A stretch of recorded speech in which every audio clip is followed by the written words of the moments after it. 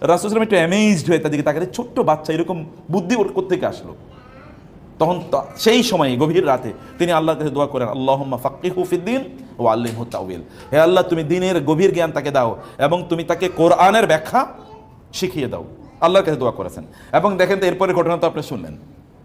এবং ওইখানে যারা তার কাছ থেকে জ্ঞান অর্জনের জন্য এসছেন, এরা কিন্তু সব ওই যে অন্য দেশের লোকেরা তা না, এরা হচ্ছেন সাহাবীরা।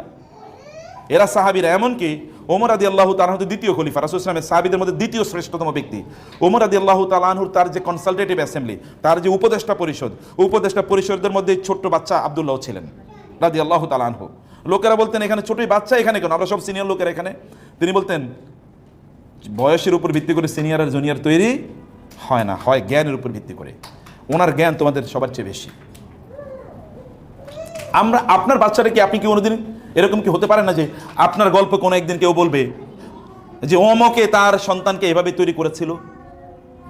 অথবা আপনার সন্তান বলবে, আপনার ছেলেই বা আপনার মেয়েই তার সন্তানদেরকে, মানে আপনার নাতিনীদেরকে যখন লালন পালন করবে তখন বলবে আমার মা কিন্তু আমাকে এভাবে লালন করেছিল।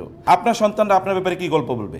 আম্মু প্রচুর মোবাইল দেখত, অথবা আম্মুর ওই সিরিয়ালটা খুবই পছন্দ ছিল। যদি তাইলে বুঝতে পারেন যে পরিস্থিতি কোথায় গিয়ে দাঁড়াবে। ভালো কিছু গল্প ওদের জন্য রাখুন। এই কথা কমপক্ষে ওরা যেন বলুক যে আম্মু আমাদেরকে নিয়ে কোরআন তেলাওয়াত করতো একসাথে, আম্মু আমাদেরকে নিয়ে রাতের গভীরে কান্না করতে একসাথে। আমি জানি না কখনো আপনারা কান্না করেছেন কিনা আপনাদের সন্তানদেরকে নিয়ে, অথবা আপনাদের সন্তানরা কি কখনো দেখেছে কিনা যে আপনি ওর জন্য আল্লাহর কাছে কান্না করেছেন, আল্লাহ তুমি আমার সন্তানটাকে অনেক ভালো মানুষ বানাও। কখনো আপনার সন্তানদের এই অনুভূতি হয়েছে কিনা? এই অনুভূতি না হলে কিন্তু আপনাদের জন্য বিপদ আছে বোনেরা। এটা আপনারা করুন, সন্তানদেরকে নিয়ে কাঁদুন এবং ওদের সামনে কাঁদুন, ওরা শুনুক, ওদের অগোচরে কাঁদুন, ওদেরকে নিয়ে কাঁদুন।